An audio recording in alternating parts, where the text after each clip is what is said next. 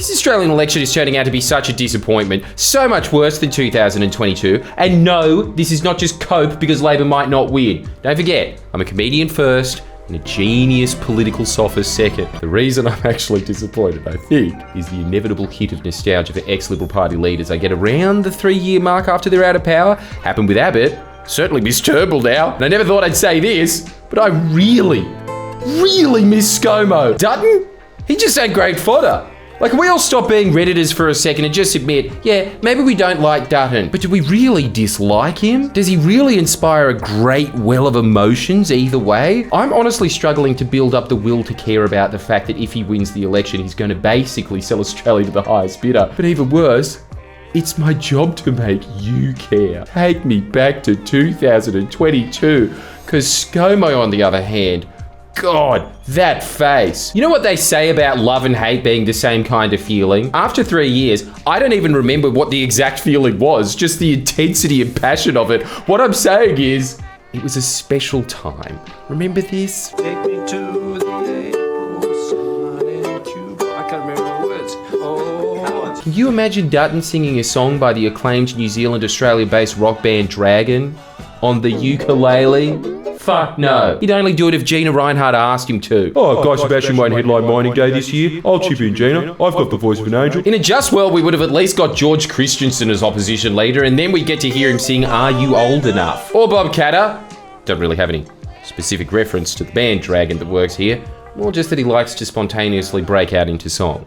Imagine if he sang Don't Go Out in the Rain, because he's pretty old and would probably get pneumonia and die. Anyway, I hear they're calling this the podcast election because of the increasing influence of hip young internet influencers such as myself. We're engaging the youth vote by blurring the line between politics and current pop culture commentary. So stay tuned, Gen Z. This video might be about Peter Dutton's oligarchic agenda, but I promise to keep you engaged with more contemporary references, just like the one you heard about acclaimed New Zealand and Australia-based rock band Dragon.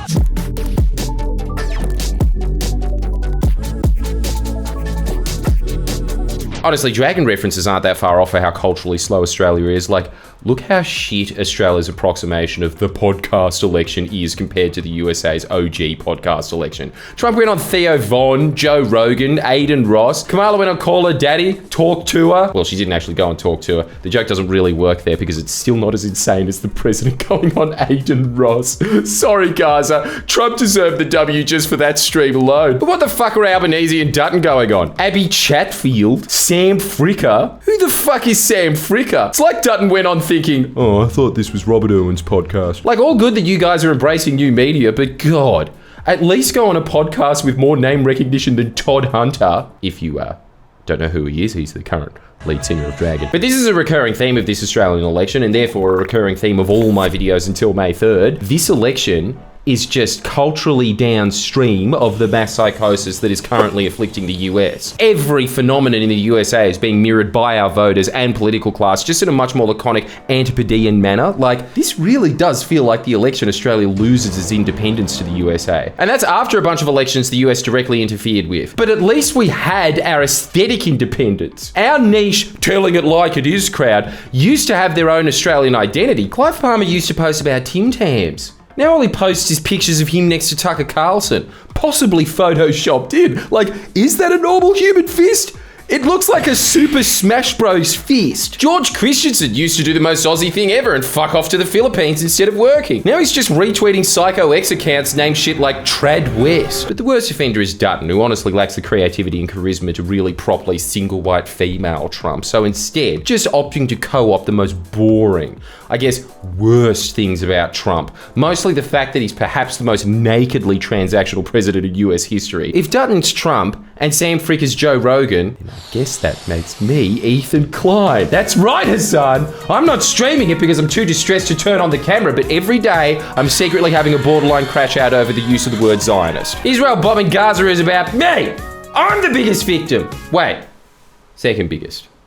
After Ethan, of course. Sorry, back on track. If Dutton is Trump, then Dutton's Elon Musk, who he's making major money move transactions with, is this awfully fat slut. Now, before you get me in trouble for the naughty words, let me explain. I'd rather not use these vile misogynistic language pieces to describe Australia's richest woman, but this is Trump's America. You've seen the really weird vibe shift that happened in the US, and Australia is downstream from the USA, and so it gives me no joy whatsoever, but I've got no choice but to follow the culture. Anyway, where were we? That's right, this bitch face. She basically owns Dutton now, and I'd like to continue the theme of Dutton being a shit at Trump. Didn't take much. Dutton's probably much cheaper. I mean, she didn't even have to donate $500,000 to get him on board, but she did, and Dutton is entirely on board with her agenda, which is basically Elon Musk's agenda without all the cool stuff like crashing out and arguing that you're actually awesome at video games. At one point I was, maybe one of the best Quake players in the world. Are you in the top 20 in the world or top 20? Wow, in Diablo. Yeah. So nuts that people are actually proud of being gamers. It's like junkies arguing about who's more into smack. But this is the reason you really can't think of any policies Dutton is proposing apart from nuclear and maybe Australian Doge. It's because, like Trump, he's running on vibes, and when he gets in, it won't be him in charge, it'll be his donors. So, why don't we look at what they want to get a taste of Australia's future with Dutton as PM? Really, the main ideology of Gina Rinehart is thinking Australian workers are paid too much. That's her guiding star, her light on the hill. She's always thought this, and she's always been happy to put it in pretty damn explicit terms. Furthermore, Africans want to work, and its workers are willing to work for less than $2 per day. Fuck, visionary. This is how Dutton's going to solve the African gang problem in Melbourne. Bring in even more. Just send him up to the Pilbara and give him $2 a day. But this is the material and spiritual guiding hand of the Liberal Party's supposed hard right. It's a fat woman who thinks Australian miners are paid too much and looks to Africans being paid $2 a day as enviable economic conditions. Like, this video has been light on substance, but that's because this is the substance of Dutton's platform. Number go down for workers. Okay, that might be industrial relations handled, but what about every other area of policy? Well, we just defer to Gina Rinehart's retweets from Elon Musk that day. So lame. We're in the simpception down here. It's a simp of a simp. And I'm not even taking this $2 a day shit out of context either. This is the long-standing crusade of Rinehart and the IPA, the intellectual heart of the Liberal Party, repeatedly calling for not just cutting the minimum wage, abolishing it.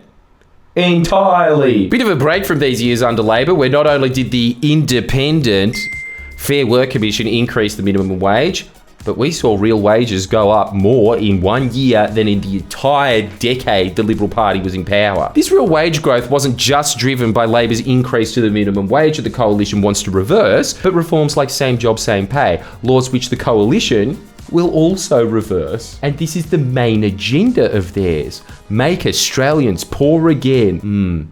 Should have made that the hat.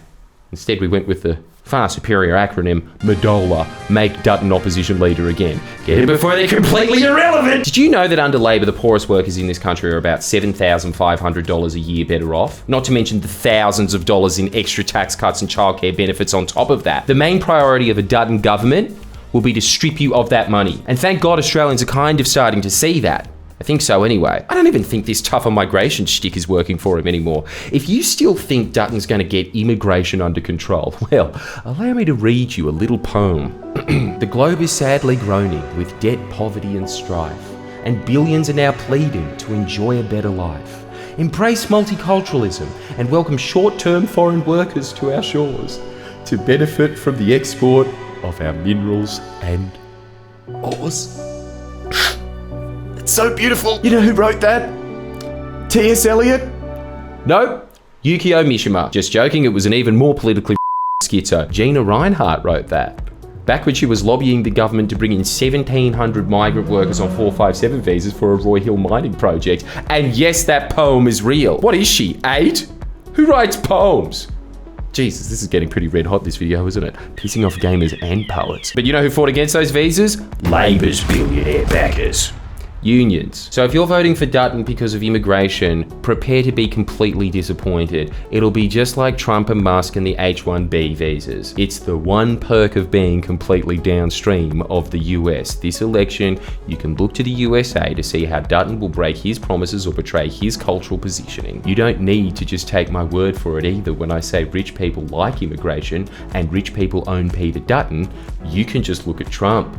Trump is deporting less people than Joe Biden, but making up for it by destroying due process and civil liberties for all Americans, so he looks like he's tough on borders? This is exactly what Dutton will do. And you can watch my video here on Dutton's total lack of an immigration policy. It's incredible how many parallels there are. Gina Reinhart is just like the creeps that have taken over the US. She even floats the same nutty ideas that people like Peter Thiel are into, like turning Northern Australia into a special economic zone. Although I'm sure spare cash lying around from Northern Aussies not paying tax would give BCF a big boost in sales, I'm not sure that that's a fair trade in exchange for making the Northern Territory even more like Mad Max. Like, these are not populist policies that Reinhart is pushing. They're fucking nuts. She wants to turn Australia's working conditions into that of third world shitholes so she can be like the billionaires there and get even richer off the backs of slave labor and no taxes. She's like if those freaky Curtis Yarvin Dark Enlightenment types were too bogan to know what they were pushing. And yet there's so many people who still think it's a difficult choice between either her